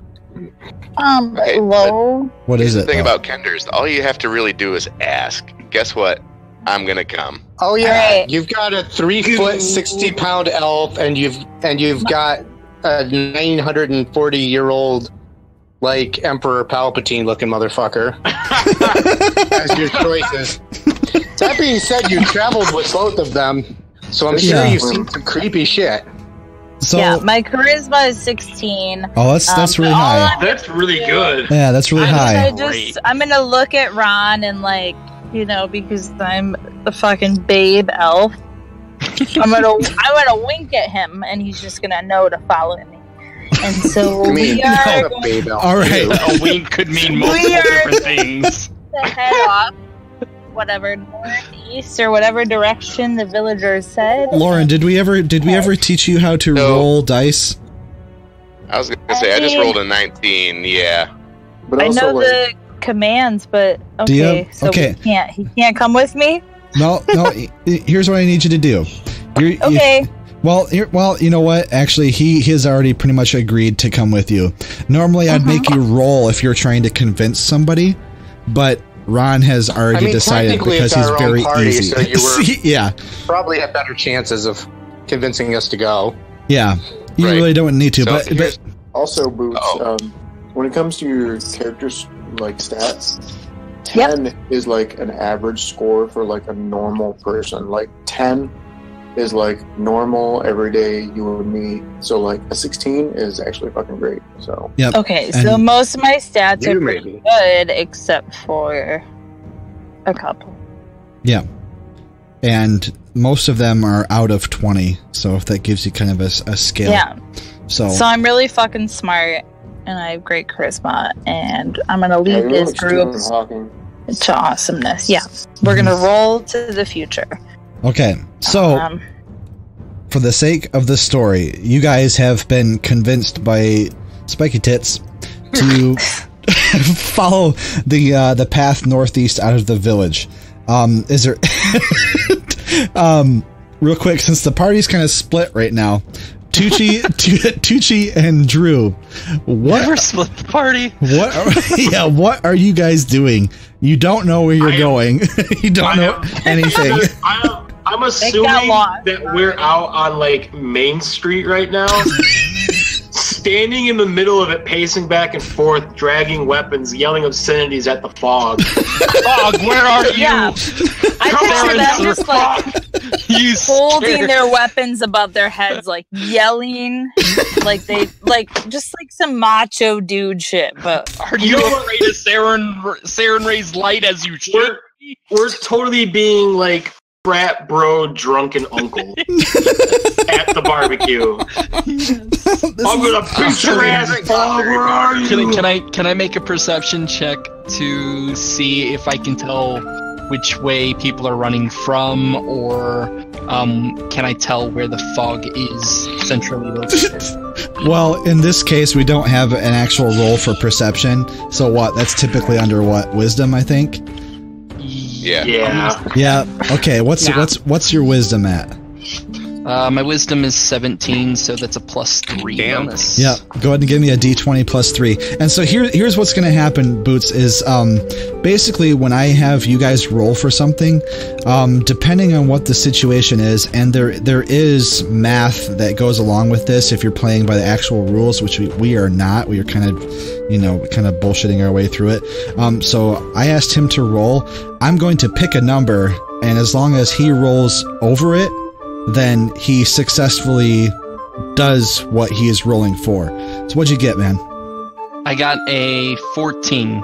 14? And Drew, you're rolling too? Yeah, I got a 15. Okay, you guys... With a -1, I did better. Fuck you. All right. The number that they had to roll under that I chose arbitrarily was 12, so they made it. Hell yeah! Because I mean, it's pretty easy to decide. I mean, when they're not in a testosterone-fueled rage, but nay, Saren Ray's light will lead the way. All right. Well, they make a perception check, and they realize that. Basically, if the fog is coming from the mountain, they can see the mountain from where they are. So they get a general idea of what direction they're heading. However, because I am the god of this campaign, they decide to wait for the rest of the group to join them. I was gonna bolt off towards it. No. I was also going to look at it and call Hulk Hogan and ask, "We're coming for you, brother! We're gonna tear you down!" We're the cream of the crop. Jesus Christ! All right, We're the mega powers, brother. I don't want them to wait for us. I just want them to go and get like defeated, and then when they're all right, but then you have no one to protect your frail wizard. Yeah, I'm a healer. You want me to live? Yeah. Oh, okay, I want you to live. And I'm pretty much a tank. You want me to be there to take all of the damage. This is part of the party dynamics, because so it kind of works that we're together, though. Yeah, right? Wizard. I think we all met each other. Yep. Okay. Yeah, I think me, you, and Nick are DPS, and that's damage per second. And there's support. Vikander.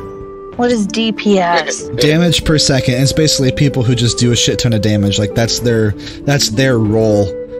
Wizards in D&D can be, I guess any character can be a combination of a lot of different things, but wizards use magic, and you guys only have 2 spells, but typically you'll have a spell book, which will have a whole bunch of spells in it, depending on your intelligence, your character level, and a couple other things. But we're doing things a lot more simplified. Really, you guys need the meat shields. Yeah. And the healer. Boots. Yeah.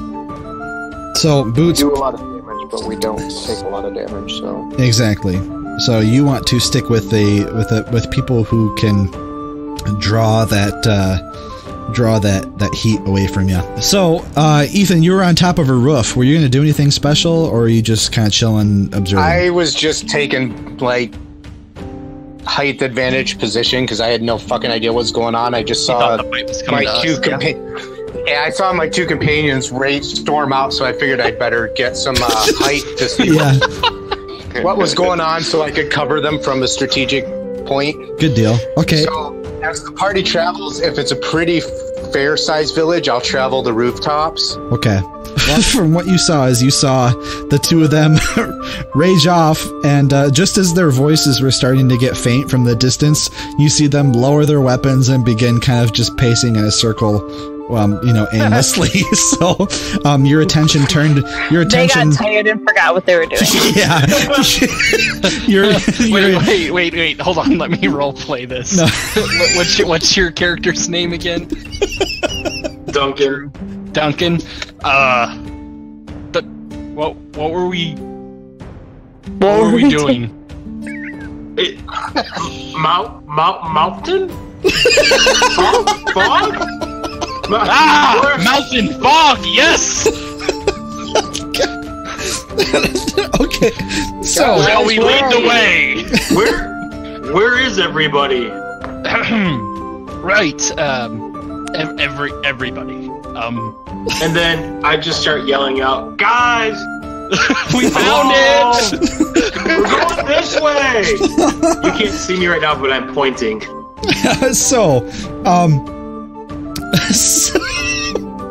So Ethan, you, after noticing them go off and their voices kind of trail off, I mean, you can hear them well anyway because you're an elf, but their voices, get slightly quieter. Your attention turns back to where the rest of the group is. You see Boots' interaction with a couple of different people, and then you can hear kind of what they're saying. And then let's see, we got Nick and Ron right next to Lauren, right? Oh no, I've been in the tavern the entire time. What? I mean, so have I. No. You chose to. No, Ron came with me. Yeah. You asked me to. Yeah, and you said okay. To be fair, she went out, talked to the villager, and went back inside to get Ron. Yeah. Yeah, I went back inside to tell Ron so what we're was at that going on, and he's coming with me. I've been just reading and sipping some wine and, just kind of sighing loudly. We'll play this out here just to get some practice under our belt. Boots, you decide after getting the information to go back to the tavern where the rest of your party is. You don't know where Ethan's character is. You saw 3 of your companions take off, and you decided that you would rather not go on without the rest of your group, at least. So you head back to the tavern. Yeah, because I'm not that strong. You head back to the tavern. Yeah, that's right. Nick and Ron, you guys are inside the tavern. What are you guys doing? I was just sitting in a corner minding my own business. I'm definitely not putting the good silverware in my coin purse. Okay. By not, I mean I am. Oh my god, you guys left Kender to his own devices. Yeah. Actually, I'm most likely I'm actually in the kitchen looking around. Okay. I'm debating if I want to get up and join the other idiots that stormed off. Just when you were thinking that, and Ron, you're in the kitchen. Ron, you hear the front door to the inn open up, and Nick, you hear it as well. And you hear kind of a little gust of the breeze as it passes by the door, and there stands Boots, and she's kind of scanning around the room real quick, and she locks eyes with you. I come out of the kitchen. Oh, my friends are back. Hello, friends. What did you learn? Yes. Are you on life support? My dialysis machine is. Nick has to travel slow. He's in an iron lung. It's really heavy to push. I walk up. Clink, clink, clink, clink. Walking. Clink, clink. So, where we going? He's talking to you, Boots. You gotta tug on her shirt. Yeah. What shirt? And tug on her nipple spike. On her butt flap. Just yank on the merkin. My merkin, he's at the right level. Okay.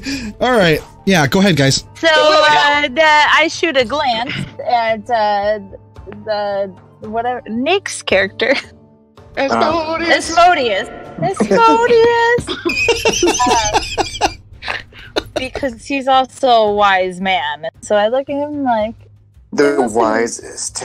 Good idea to invite this weird little fucking troll dwarf to come with us. And... I'm gonna cast Thaumaturgy. I'm waiting for the response from Exmodius. And I just kind of lay my book down, close it, slide the glass of wine away. What's in it for me? All right, now Boots. At this moment is just be part of the role playing. You want to decide like what is in it for him. Like, can you make a convincing case to go check out this foggy fog for the sake of the villagers? I mean, like, why are you doing it? Because I care about people and I want them to be safe. Well, there you go. I don't think that's going to fly with him. So, but if it's I do, I am going to promise Exmodius a bunch of the troll dwarf's treasures that he finds. Excuse me? Treasures. I care not for these things. So, based on just appearance alone, and from background, you'd probably know that my character doesn't really care much for gold or like glory or treasure, but like science and experimentation. And he wants some occult shit. Okay, yeah, exactly. So what I will do is if the dwarf troll and I survive this, I will offer to you one of the dumb humans who took off charging to the fog. I will offer a human to you. She's offering up the other party members. Boy, this is going to go great. She was a good character. As sacrificial experimentation. You guys have to remember. You have to remember she's drunk right now. the character. I mean, I don't know if you are, Boots, but your character is drunk too. I've had some beers, but I mean, I feel like that's maybe what Explosives would want. Think about this though. One thing to consider is that you know, you have to kind of convince them, and you just offered. I'm convinced. You're convinced? Okay. Did that work? Oh yeah. If I give you if I convince you that if we all come back alive from this, you can take the cleric and dissect him. Done. I'm in. To practice further spells. Say no more. I'm in. Oh my god! Wow, this took a really dark turn. Yeah, it did. Feels like Lauren's alignment just shifted by a few points. Yeah, for real. By a few. All right. Hey, Tucci. 1, 2, 3, not it. Yes. So guys, to fast forward this, Lauren, you managed to basically you convinced Nick's character that it's worth it to come charging into the foggy fog, and Ron's character is pretty much just kind of interested in what's going on, so he follows too. Yeah. You guys make your way towards the northeast path, and right just before there, you pass a little marketplace, and you see Tucci and Drew still running around aimlessly. They're kind of waiting for you guys. Drew. We're at the marketplace. I'm slamming beers and eating giant chicken legs. Well, most of this stuff is packed up. Yeah, most of the stuff is packed up, but just. I'm big and dumb. I can knock a door down. Oh, God. They're like, it's the fog. I would yell that too. Like, oh my God, the fog's here! Boom! What happened? It's coming right for us. I must protect your wares, good merchant. My stomach is a safe location. All right, so you guys decide to head outside of town. And as you're walking along the path, you notice that almost seemingly out of nowhere, the fog begins to rise, almost as if from the ground beneath your feet. Everything that you know about the typical behavior of fog says that something is really strange about this. So as you decide eventually that you're just going to keep going because the path is still visible to you. However, after probably what I say, it was about a mile down the. Mm-hmm. Yep. Okay. Yeah, a mile. We don't need transportation apparently. Nope. We can all walk a mile. About halfway through. 12 minutes. It's not that bad. Except for Exmodius, he can now walk a mile. He's frail. So take a break for the old man. So you guys, as you're walking along, you start to. I need everyone to give me a D20 roll and add in your wisdom modifier, which Boots. If you suddenly I'm there too. Oh yeah, you are. I'm like fucking wizard's familiar. Nobody remembers me. You're so sneaky. I'm a good ranger. You're so sneaky. Yeah, Ethan, do you want to be there, or you want to be following behind or in front? Yeah, like I said, when the party goes, I would follow on the rooftops, and then when we got to the edge of town, okay, I would drop down and probably walk in the edge of the woods, kind of half scouting more than anything. So okay, they probably wouldn't have known I was there anyways. Okay, well, okay. Shit. God damn it, Norman. Oh, man. All right, Nick, do you have to take off now? Yeah, unfortunately. You do? Okay, all right, go ahead. But continue along that same path. Okay. The old man died. All right, have a good night, guys. Yeah, good night, man. Take it easy, man. It's all right. We're gonna do one thing, and then we'll wrap it up for tonight. So you guys. What are we rolling? I rolled a 21. You roll a 21. Okay, just roll. Are we supposed to be rolling? Yep, D20 plus your wisdom modifier. Boots, what is your wisdom? Oh Jesus, what is my wisdom? Yeah, squat. Hold on, Blue One had to pee. She drank a lot at the pub. Okay. Oh look, a mist. Ooh, look, a tree. My wisdom is 13. All right, roll a D20 plus 1. I fucking hate Norman. I can't even figure out. Kender's the only one paying attention. You hate Norman. Okay. Okay. 13. 13? Okay. Like all right.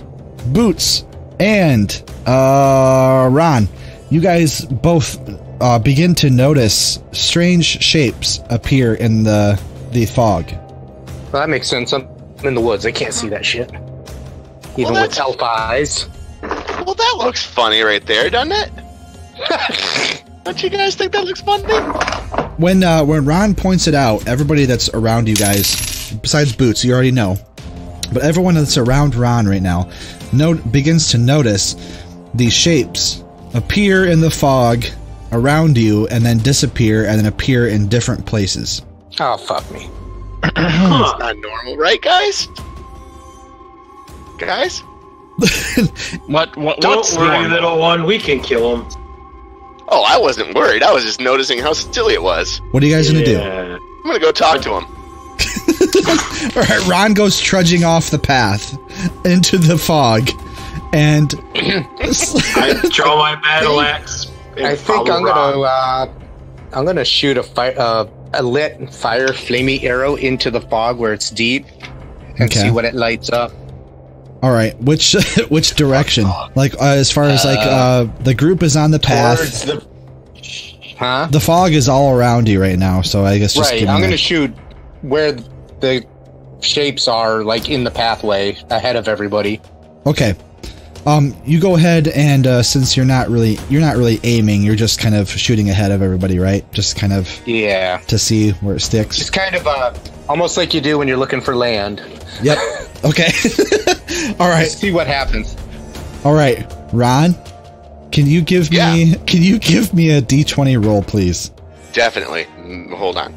Please don't be in that one. Okay, good. Okay. All right. All right. He rolled a 13. I guess we should probably announce the rolls, shouldn't we? So Ron rolled a 13. So you did not get hit by a flaming arrow from Ethan. But you did notice it whiz over top of your head. And I yell back, "Good shot!" And with that, I need everybody to roll me a d20. Boots, this is what is called initiative, and this will determine basically, when I announce that, it means that you are rolling for the order that you will go in combat. Wow. And it's plus your dexterity. What's 18? Plus 3 or plus 4? Plus 4. So I need everyone to announce their rolls to me as far as their total. So 11. All right, Boots at 11. I got a 3 instead of that. A 3? Okay. Ethan? Working on it. Oh, fuck you. 6? 6. All right, Tucci? Plus 4? Tucci got a 19, baby. Oh, wait, I was supposed to do plus something? Plus your dexterity modifier. What's your dexterity? Okay, never mind. Never mind what I told you earlier. Ron? Somebody will have to play for because. Oh. You gotta go? Yeah, it's like I was supposed to be getting ready like 5 minutes ago. Oh, shit. I didn't realize it was 10 o'clock. Sorry, it's dude. 10 o'clock. All right. Yeah, your alarm didn't go off. We're just gonna go through. Yeah, it's in the other room. We're gonna go through this real quick, and then we'll be done for the night. Just to. So this roll plus my dexterity. No, plus your dexterity modifier. What is your dexterity? 12. 12. Okay, you get a plus 1. Oh. Okay. What? That's just dex of 18. 10 or 11. 18 is 5. This is just my. You said it was 4. Did I say 4? Yes. I don't know. This is all fudged up. A number. So. 5 is, Ron, or 20 is a 5. Ron, you got 19, right? Well, so then I it would got be a a 7. 23 if it's plus 4. 23? Yeah. I got 4. Okay, we'll go through 11. All right. So we're gonna go with Ron first. Ron, you notice a lumpy shape appear directly in front of you. You are able to interact with it in some manner if you so desire. What are you gonna do? You now eat the snake if you so choose. No, honestly, it's a somewhat it's an indistinguishable blob, but you can tell that it has kind of maybe a humanoid structure. It has at least it has an arms and a torso. That's about all you can discern from it. Well, all right. Playing Mike Ender, I'm going to poke it with my dagger. Not stab it, but hey, what you doing out here? Who dat? So like a non-combat roll. Who dat? Just poking it. I mean, it's like new phone who dis sort of thing. Okay. Basically, I don't know who or what this is. All right. This could be a new friend. Okay, Ron, when you do that, the shape lets out kind of like this really eerie screech, and it kind of almost sidesteps and then disappears into the ground with kind of a I don't know, like a weird whooshing noise.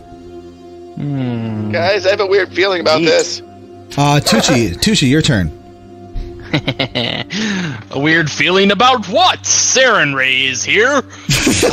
Let's see here. What did I see? What's the closest thing to me? Okay, that looks evil. Same deal as spiky titties. Yeah, spiky. Yeah, same deal as what Ron did, except you have 2 of them appear directly in front of you. They're I'm smiting the one to my left. I say they're staggered a little bit, but the one on the left is only slightly further away than the one on the right. You're gonna use smite on it. I'll do the right. I'll do the right if the left is further. I'll do the one on the right. Okay, you're gonna use smite. Yeah. Okay, what did I put down? All right. So magic is treated differently depending on what system you're using. For the purposes of this episode, we keep saying that. Basically, I am treating it just like any normal attack roll, and I do believe that I had put down what the modifier was. So you just roll d20 plus your 2 hit for that spell, and let me know what you get. Got a 17. Rolled a 17. Okay, you hit, and you're using smite. Yeah. Yes, and as I come down, I say, "This is from Saren Ray." Right, and Boots. Basically, what I would do during this portion here is I would determine. If I was a prepared dungeon master, I would have had these creatures' stats in front of me, and it would tell me what it would take for the characters to hit them. But since I'm not prepared, I basically just pick a number like I did before, and since Tucci rolled above that number, he does hit them. So now he rolls damage. Tucci, when your spell, describe what it looks like real quick. Okay, so as I raise my mace to the sky and point it towards obviously where Saren Ray, the goddess that she is, lives, or well, I guess technically she lives in the celestial plane, but fuck you, this is my story. I raise it up towards the sky, and my mace begins to glow a holy light, and as I bring it down, I yell, "This is from Saren Ray," as loud as I can, and smack that bad motherfucker in the face. All right. And with that, the creature, whatever it is, the form in front of him, lets out this. It's almost like this. Yeah, that works. Squee! and you hear kind of a somewhat metallic scratching noise as Tucci brings his mace down on this form, and the thing lets out a scree and collapses right in front of him. 13? Hell yeah. 13 damage? Alright, yep. Yeah, because it was... I think I did it right. It was my mace damage plus the smite damage, right? I think it's just the smite damage. Oh, is it just the smite damage? Okay. Yeah, because it's just a spell. I don't think you had to actually use your weapon. Well, then it was just 9. 9? Okay, yeah, you still did it. Alright. Alright, then that brings us to Boots. Boots, what are you going to do? You have 2 of them pop up, kind of, probably about 10 to 12 feet away from you. There's 2 of them. Mm-hmm. So right now you need to decide what you would like to use, and I'll tell you right now that you probably don't want to use anything but a spell, because yeah, I want to use my mouth venom, acid breath, acid spit. Okay, so what does it say underneath that? As far as you should have a section that says like 2 hit plus 4. Okay, so you're going to roll a d20 plus 4. Plus 4. This is to determine whether your spell hits it. 15. Oh yeah, you definitely hit. Hell yeah. So boom, boom, boom, boom, boom. Boots, you want to describe what this looks like? Did I hit both of them? Just the one. Basically, it could either come down to that the DM will either describe what's happening or the characters can do it. I like to let you guys describe what's going on because I'm a gracious god. So because I'm a gracious I'm a generous god. I'm a generous god. Okay, well at this point, because I was, pretty reserved and just wanted to gather the intellect of everything that was going on, but then monsters started popping from the ground. Blue starts to get a little angry, and she opens her mouth and out comes this acid breath. Hate that. It's okay. Anyway, it shoots this thing. I would call it a goblin. A goblin? And he just diminishes and melts up into smoke. Alright, well you did hit. The ground. You did hit. You need to roll your damage, which is listed underneath it. Yep, so you're going to roll... I didn't get any damage. Fuck that. Yep, you need to roll a d6 plus 4. D6 plus 4. Gotcha. Yep, all just right, roll that first. We'll roll that. 9. Oh yeah, there 9? you go. Okay, so just to let you get the extent of what your spell does. Now you've done 9 initial damage to it. Now you need to roll a let's see here. Oh, I didn't kill it yet? Not this one, just because I want you to see what your spell does. Now go ahead and roll just a d4. 2. So that means for 2 additional rounds, you will roll a d4. Even if you don't actually attack that one, because it has acid on it, it's burning. So each round from here on out, for 2 rounds, it will take an additional d4 damage each time a round passes. You get what I'm saying? Huh? So you sprayed acid on this blob thing. Yep. And so acid burns. So what this spell does is that it will do a D4 damage to it every combat round, which this is one round. Everyone takes a turn, then it's a round is over. So next round, even if you don't outright attack it, it will take damage because it is burning right now. Gotcha. Okay, so moving on. It lets out a screech as acid begins eating away at it. It tries to disappear, but it can't, so it's kind of just wobbling back and forth right now. Ethan, we're on to you, man. You still here? Yes, for the moment. Okay, that's all right. We'll let you go. Me too, because I'm at 11% as well. Okay. How many of them can I see? You can see four. You can see 3 of them. You can see you can see the one that Boots hit with acid just now, and then there's 2 more that are kind of like wiggling around trying to position themselves. And then there's, I was gonna say another one in front of me that has some. Right? Yep, that's one of the ones he sees. Okay.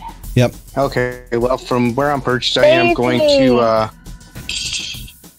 to attempt this lovely multi-shot. Alrighty.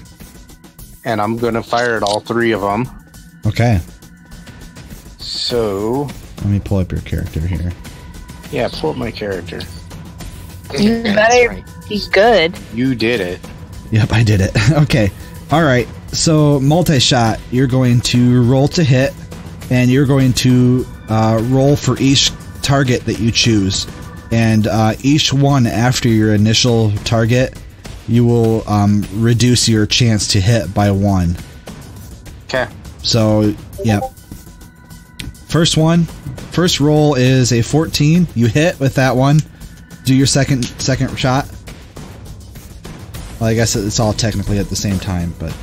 So would I just do a +3 for the, or 4 for the next one? +4 for the next one. Would that be the easiest way? Yep. Okay. Then a 15. You hit. Last one. +3. Nat 20. Nat 20. Nat 20. Nat 20. Oh. Miss with the last shot. But go ahead and roll damage for the 2 that you did hit. And that goes down by 1 for each target after 2, I see. Yes. So for those of you in the midst of the fray right now, you guys all of a sudden hear and see 3 arrows shoot expertly in between all of you guys. Like some of them that like they pass by your head, they go underneath an arm with your weapon up in the air, and 2 of them strike while the other one continues on. Nice. 8 and 11. Okay, and you see the 2 that have not been touched yet get arrows stuck in them, and they let out a little scream, and they and they turns out we're shooting animals. Yeah, and they disappear. Aww. They disappear into the ground. And let's see here. Since the others, let's bring it back to Ron. Last go here. What are you gonna do, buddy? All right. So what I'd like to do is, what is the closest one to me? The one that you poked. Actually, wait, no. He disappeared. No, you're right. If you turn around, you will have an opportunity to hit the one that Boots hit with acid. That's the last one. I don't know how your is more powerful than my acid breath. No. It's not. All I did, Boots, was I wanted to show you what it would do if it would continue on. You know what I'm saying? Okay. So, yeah. It's gotcha. Yeah. Go ahead, Ron. All right, sweet. Since I'm turning around, I'm assuming that I am at his back. Mm-hmm. So I'm going to use backstab, which to hit, it hits automatically if I'm concealed or behind. So yep. All I got. Boom. Smidge. Okay. Into the ground. Boots, you hear a little shing, and we are waiting to see what it does. I'm pretty excited about this. I'm less excited. All right. He rolled, let's see here. It was 3d4 plus 4. He ended up with 11. So you hear a little shing, and you hear the sound of a blade thunk into something solid, and you hear another little scream, and it collapses in front of you guys. Ron, it nearly takes your dagger with it to the ground, but you're able to pull it out just in time. Pull out game over 9. Pull out just in time, yeah. That's how it goes, right? So, and with that, combat is over. The fog dissipates for just a moment, and you guys see these, I guess, the creatures that you've never seen before. They're almost, what's the word, amorphous? Like no shape, really? But nonetheless, they are there, and they have it's kind of like they have this scaly type texture to their skin. I'll loot his body. Loot the body. Yep. Loot the body. Okay, and so we're going to go ahead and wrap things up just because that kind of showed what combat is about. Whoa. What kind of loot do we find? Yeah, exactly. Yeah, bro. Well, no, I need loot. I'm explaining the process here. So, Boots... Loot or we riot. So loot or we riot. Okay. Boots, just like just like in like a typical video game, when you kill something in D&D or an equivalent system, you loot the bod. You always want to. You have to say it. Sometimes the DM won't remind you to. But when you loot, no, I will always remember to loot, but I can't carry a lot of stuff right now. It's all right. Your wallet. But it's all right. We'll get you a bag of holding. Don't worry. You loot. But apparently, Ron has a big prison wallet on his person. but two things typically happen after combat. You loot the body and you get experience, and experience will vary depending on what system you're in. Some people do it by just a point system, like you get so many experience points, and then once you hit a certain threshold, you level up, and then your skills go up, and then you know what I mean, like you'll get more combat skills, you'll get your sometimes your ability skills will go up. It all depends on the DM. We won't worry about it tonight because we're probably not coming back to this anytime soon, at least. But for the sake of closure, okay, you guys are able to basically loot just really nothing. These are kind of like amorphous. I was going to say they're blobs. amorphous blobs. Yeah. Well, I am absolutely upset about that. But I mean, I guess you could like take some of the scales, maybe. Yeah, Nick would take like a sample to experiment, but like you can take some scales maybe, and you can maybe turn it into armor. I don't know, but that's something that you guys would have to figure out. I'm weird how they got like I don't know. Confused how they got scales when they were just like, I thought they were foggy blobs that came out of the ground. Well, they're just scaly foggy blobs. Scaly yeah. Say that 10 times fast. Flogging Molly. I can't even say it once. Bobs. Open bobs. Yeah. They're just the bloop from the earth. That's what they are. Perfect.